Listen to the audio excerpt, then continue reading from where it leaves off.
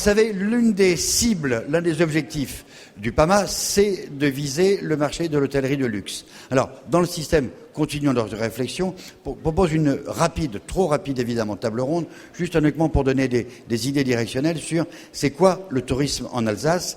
Et j'ai demandé à Jacques Garraud, Marc Lévy, Robert Sengel et François Garcher de venir nous rejoindre.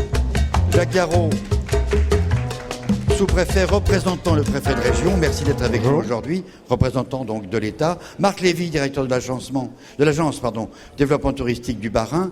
Roger Sengel, président de l'Union des métiers de l'industrie hôtelière du Bas-Rhin et de la région Alsace. Et François Garcher, directeur du Mercure, Petite France à Strasbourg. Il n'est pas là, il n'est pas arrivé. Commençons par, c'est quoi le tourisme en Alsace? On commence par des chiffres.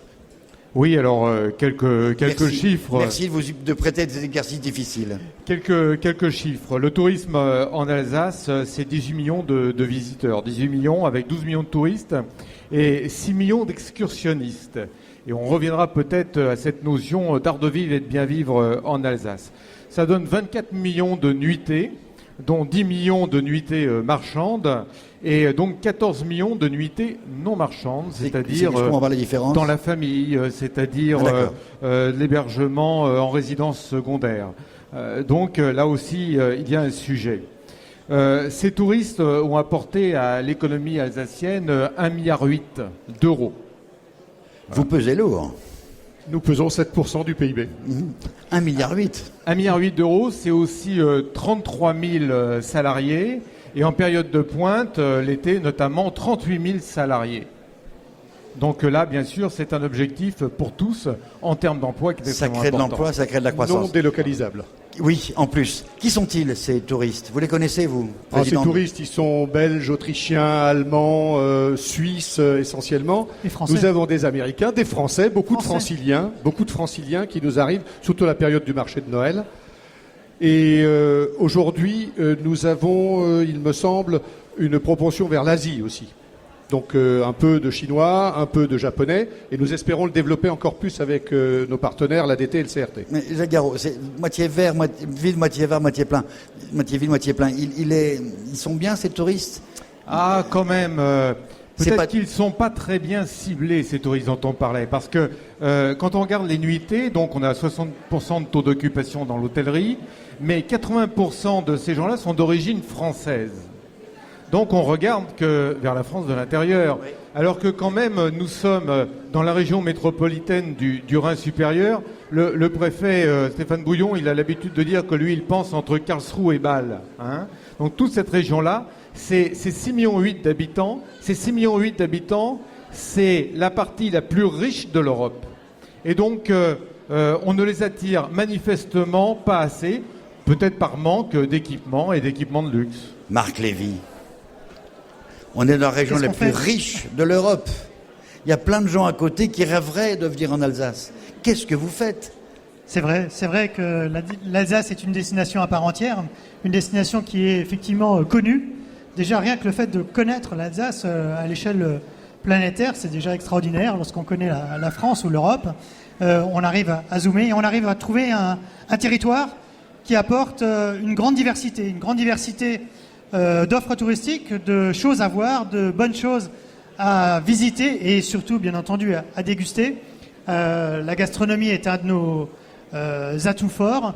Mais je crois que ce qui est intéressant, c'est surtout par rapport au public de ce soir, c'est d'évoquer la diversité de l'offre en hébergement. Puisqu'on parle beaucoup, vous avez évoqué l'hôtellerie, il n'y a pas que l'hôtellerie, mais l'hôtellerie doit pouvoir être très diverse, doit pouvoir être adaptée, contemporaine, tout en conservant les atouts d'une région authentique.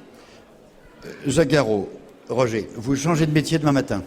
Oui. Vous êtes... et je vous demande, j'ai beaucoup d'argent, je vous demande de construire des hôtels qui rapportent. Vous faites plutôt 1, 2, 3, 4 ou 5 étoiles. Même question.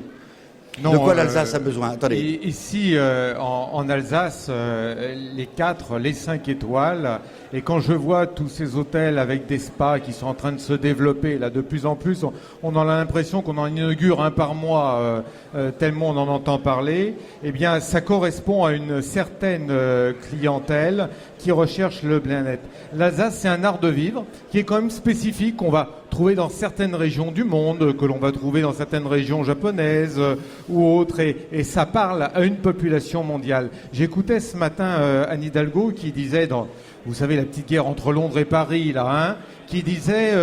nous avons en Chine vu qu'il y avait 83 millions de touristes qui quittaient la Chine pour aller dans le monde. Et puis on voit bien chez nos voisins de Baden-Baden ou ici beaucoup de Russes aussi qui viennent là et qui recherchent à la fois une authenticité mais aussi un art de vivre et une qualité. Et je pense que l'Alsace a un créneau spécifique. Donc il faut continuer. Alors 1, 2, 3 ou 5 étoiles? Je vous rejoins sur une partie de la réponse. Mais le luxe est quand même réclamé par beaucoup d'institutions, soit par l'Europe, soit par l'institution régionale elle-même qui nous dit on manque d'hôtellerie de luxe. Alors il y en a un ici qui est représenté, c'est l'Auberge de Lille, il est là, mais il y a d'autres hôteliers qui sont présents dans la salle et qui sont aussi de bons hôteliers. Si demain l'hôtellerie de luxe arrive, nous n'avons rien contre. Rien contre. Le 5 étoiles est le bienvenu, à condition de rester un 5 étoiles et de pratiquer le prix du 5 étoiles. Mais si demain ce 5 étoiles et cet hôtel de luxe fait un dumping commercial, il va tuer cette hôtellerie qui s'est développée dont vous avez parlé, qui est une hôtellerie d'excellence, avec des spas, avec ce que l'on veut. On en inaugure effectivement une par mois actuellement. Je ne prendrai que Götz à Foudet, Julien chez Julien, qui est un spa magnifique. Vous allez à Aubernais, vous avez des spas magnifiques. Vous allez à Haute-Rotte, vous avez des spas magnifiques. Vous allez à l'Auberge de Lille, vous avez un spa. Tout est extraordinairement bien conçu en Alsace. Donc le luxe, oui, mais qu'on garde le prix du luxe et qu'on ne fasse pas de dumping commercial. Qu'est-ce que vous diriez aux industriels, aux artisans, aux fabricants qui sont ici et qui sont membres du pôle aménagement de la maison en Alsace? Vous leur diriez, allez draguer les hôteliers parce que c'est là qu'il y a du business à faire. On va leur mettre des spas, mais je crois que Thierry Vinet de Piscine ES est déjà passé, semble-t-il. Qu'est-ce qu'il faudrait faire? Convaincre les hôteliers de changer complètement, de mettre un peu plus de design? Alors disons voir que moi j'ai dû passer par Paris pour savoir que PAMA existait. Donc en passant par Paris, mon président national m'a dit, écoute, j'ai vu PAMA, etc., oui. Alsace, donc ça te concerne, tu dois y aller. Donc il y a 2 ans, lors du lancement du concours de PAMA pour équipe hôtel, je me suis pointé au jury. Et c'est là que j'ai découvert PAMA. PAMA, c'est vraiment une belle réalisation. Les entreprises ce sont des artisans que nous devons soutenir. Alors à eux de chercher les marchés. Chez nos hôteliers, il y a suffisamment d'architectes dans la salle qui savent que des hôteliers transforment et des restaurateurs transforment. À eux de chercher le client. Marc Lévy, qu'est-ce que vous donneriez comme conseil aux exposants et aux membres de PAMA? Moi, je pense qu'il faudra ajouter aux chiffres qui ont été évoqués tout à l'heure que les hôtels, tels qu'ils ont été cités tout à l'heure, sont des établissements qui font vivre les territoires. Et les territoires ont besoin de ces acteurs pour véritablement attirer la clientèle, faire vivre tout le reste du territoire. Mais ce que je voudrais dire, c'est qu'on évoque l'hôtellerie de luxe, c'est vrai. Et c'est vrai que l'hôtellerie au sens large a besoin de se renouveler. Et on remerciera jamais assez les chefs d'entreprise qui le font, qui mettent beaucoup de courage et beaucoup d'argent pour pouvoir le faire. Ceci étant, l'offre touristique, les hôtels, oui, c'est l'hébergement, mais il n'y a pas que ça. Il y a également besoin de tirer vers le haut un certain nombre d'offres, notamment l'offre en restauration. Il y a également des meublés de tourisme, il n'y a pas que les hôtels. Je sais que de temps à autre même, il y a quelques chicaneries entre les hôtels et les meublés de tourisme. Mais les meublés illégaux. Les meublés légaux, pas faits en Lego, mais ceux qui sont véritablement déclarés, sont également des éléments très importants du territoire. On pourrait encore multiplier d'autres types d'équipements. Je vous demandais quel conseil donneriez-vous? Et vous, quel conseil donneriez-vous? Je vous rappelle que vous représentez ici le préfet de région. Je pense que PAMA a tout compris et que ceux qui sont exprimés tout à l'heure ont tout dit.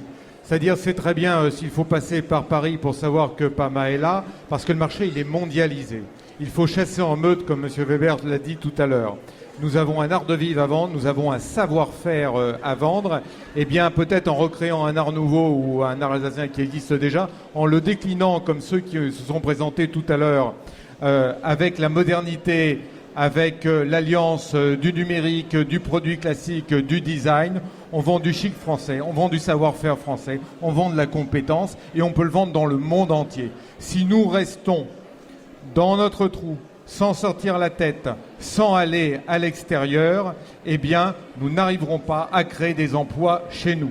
Pour créer des emplois chez nous, il faut vendre à l'extérieur, au dehors.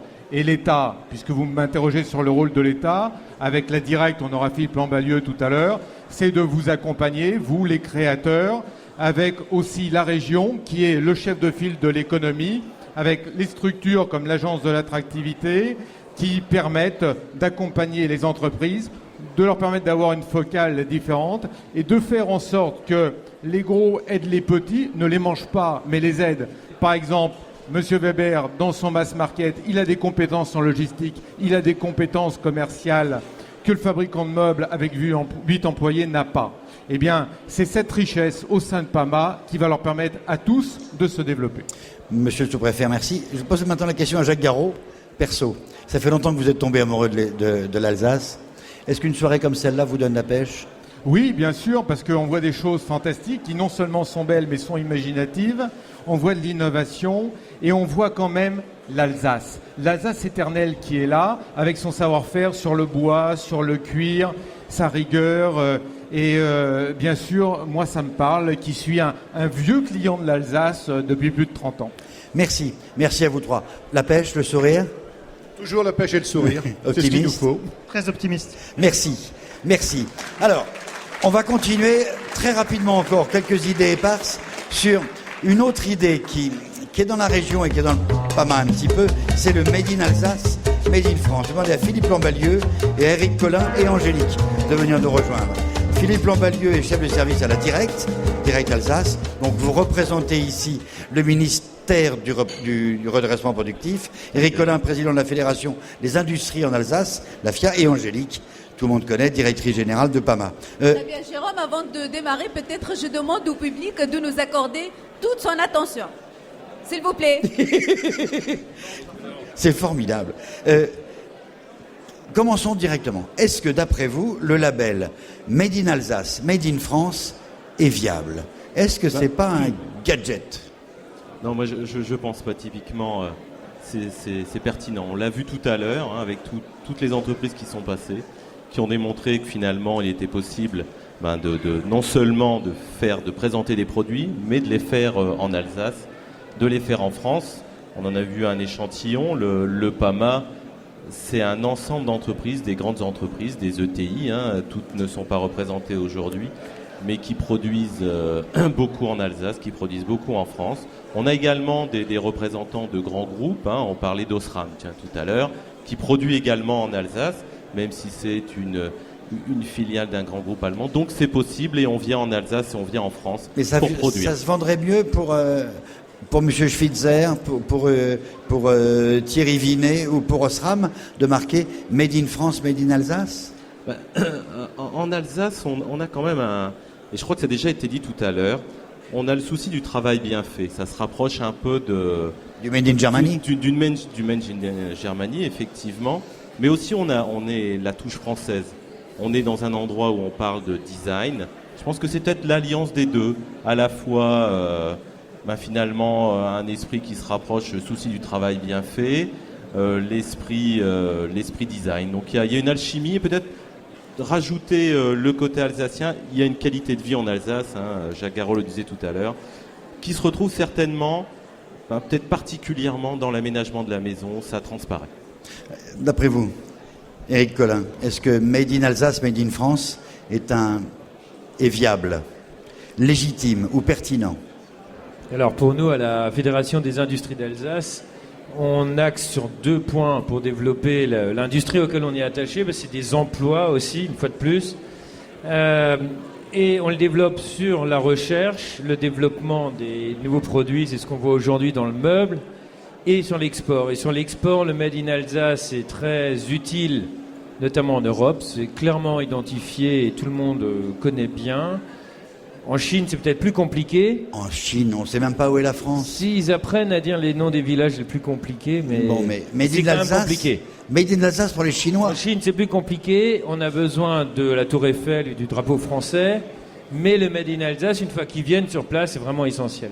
Mais il y a un autre truc aussi qui est super important, c'est qu'en chasse en meute, d'être sous le drapeau alsacien, ça donne de la force et ça donne une image de pays un peu différent. On est quand même entre quoi, nouveau, entre la Lorraine et l'Allemagne, c'est ça et c'est un peu compliqué. Donc on a une véritable force, une identité forte, et c'est jouable. Et vraiment, c'est important. Vous êtes plutôt dans l'agroalimentaire, vous, à titre personnel. Nous, oui. Ouais. Made in Alsace, Made in France, dans l'agroalimentaire.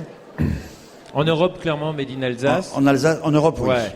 Et en Chine, ça va être du Made in France, parce que le drapeau français est quand même connu, la Tour Eiffel. Mais sur certaines spécialités, nous-mêmes, personnellement, on n'est pas dans des produits très spécifiques Alsace, mais dans certains produits, comme la charcuterie, c'est carrément évident partout dans le monde. C'est tellement évident. Angélique Gasmi, Made in Alsace, Made in France, c'est viable ou pas? Moi, je dirais c'est viable, puisque les industriels ont répondu oui, puisqu'il y a 20 entreprises industrielles, des grands et des petits, qui sont engagés dans cette opération. Je dis oui, puisque le taux de mobilisation aujourd'hui des architectes est important. Parmi nous, on a 150 architectes qui sont venus pour découvrir ces nouveautés. Et il était très sensible par rapport à cet élément de différenciation. Je dirais oui, parce que notre région est riche de valeurs, et c'est ce qu'on est en train de mettre en place. Et le PAMA, d'ailleurs, il est à l'écoute des industriels. À partir du moment où le projet est porté par l'industriel, on mobilise tous les moyens pour accompagner tous les industriels dans cette démarche. Philippe Embalieu, il est temps de conclure, hélas, trop vite. Vous y croyez à leur projet, PAMA? Oui, on y croit, et je dirais depuis longtemps. J'ai vu tout à l'heure dans la salle, il y avait Dominique Schilling qui travaillait à la région Alsace précédemment. On est avec, entre la directe et la région, un peu à l'origine de cette initiative. À un moment, on s'est rendu compte qu'en Alsace, il y avait une spécificité autour de la maison. C'est vrai que vous êtes l'une des marraines, enfin un parrain. Vous êtes penché sur le berceau. Oui, il faudrait peut-être, donner cette idée. On a des présidents d'honneur, il faut peut-être faire un parrain d'honneur. Ce serait beau. Marraine d'honneur.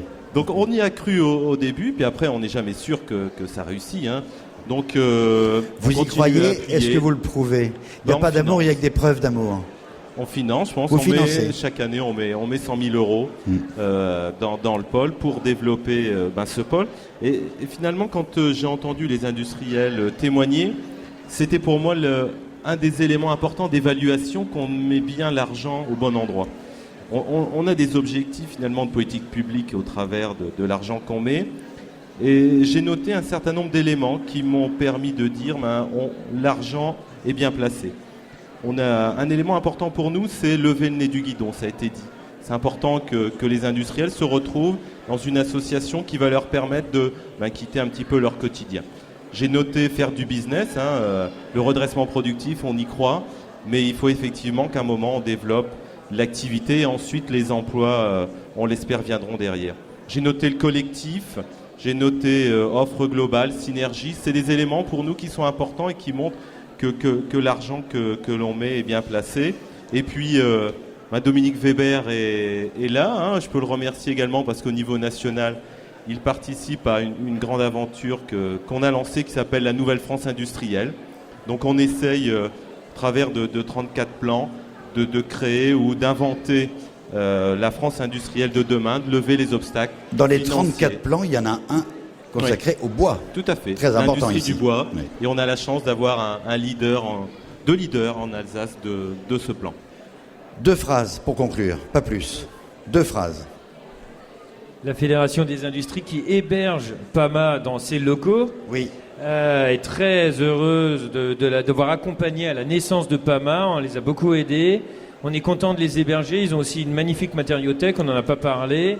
Il y a beaucoup d'animations autour de PAMA qui regroupent beaucoup d'entreprises. C'est des entreprises industrielles, c'est des emplois et c'est des engagements des gens, parce que pour faire tourner une usine, c'est beaucoup plus compliqué. Et sur le Made in Alsace, un autre mot, qui est Made in Alsace et qui ne l'est pas. quelqu'un qui assemble, pour moi, c'est déjà du Made in Alsace parce qu'il développe un savoir-faire, des emplois. Et je pense que là aussi, au niveau de la région et des définitions, il faut qu'on avance sur le Made in Alsace.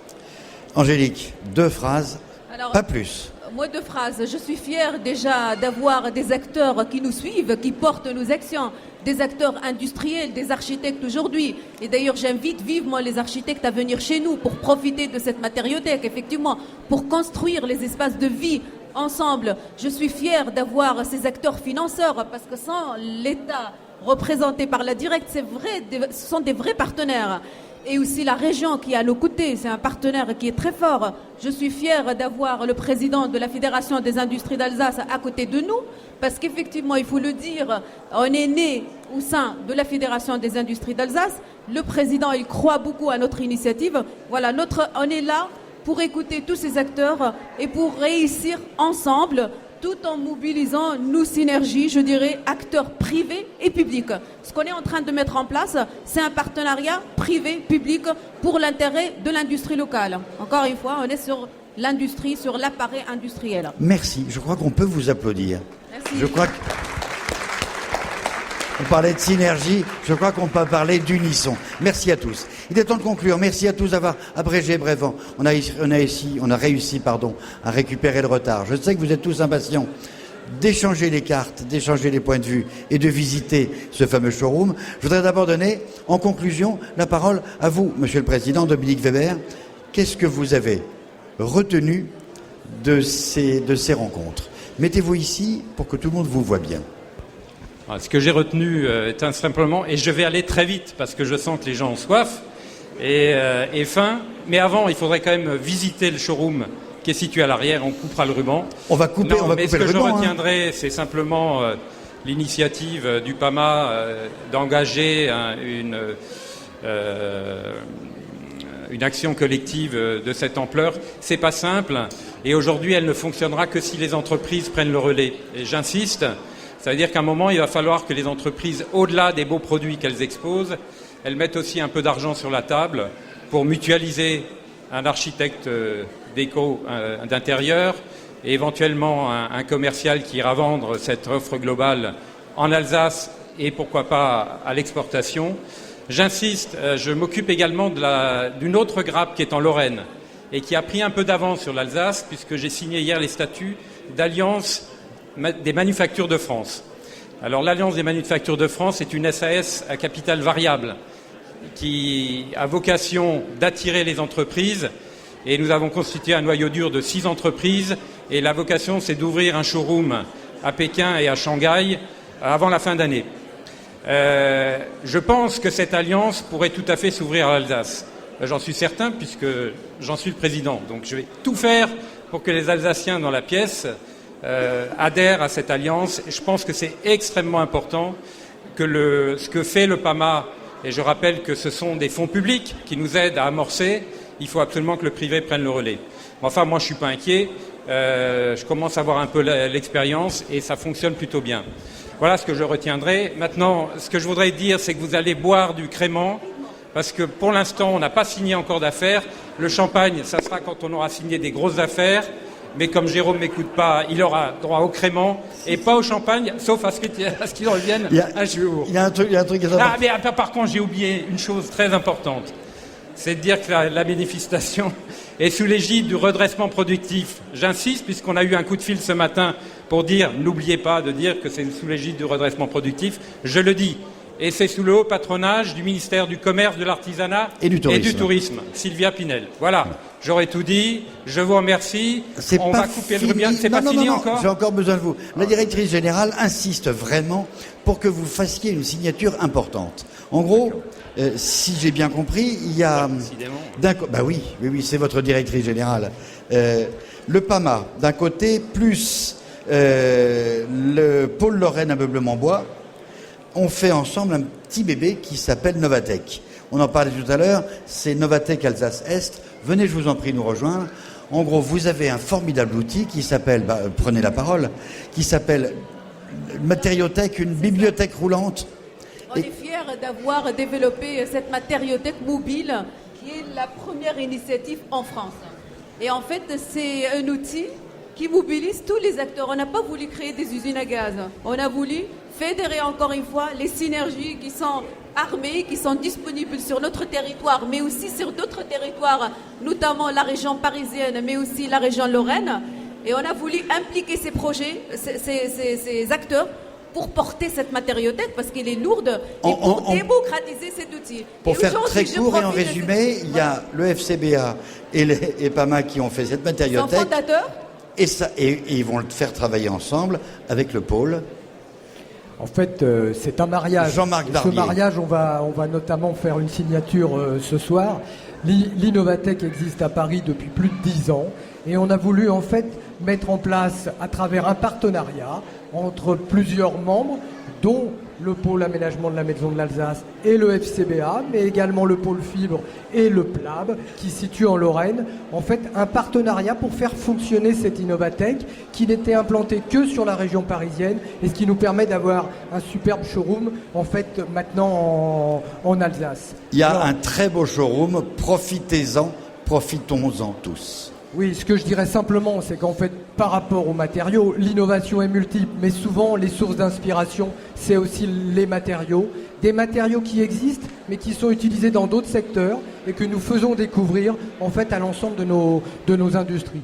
Ça peut être du béton translucide, ça peut être des matériaux qui intègrent des LED. Il y a vraiment une très très grande diversité. On a 2000 matériaux qui sont présentés dans les locaux du pôle aménagement de la Maison de l'Alsace. C'est pour être curieux et c'est pour donner envie d'avoir envie. Voilà, pendant que les deux présidents qui ont plusieurs casquettes quelquefois vont signer, je vous propose, on se rejoint tout de suite, juste à côté de l'entrée, pour couper le ruban, visiter l'exposition et ensuite, enfin, discuter tous ensemble autour d'un verre. Merci à tous, merci pour votre patience et bravo au président.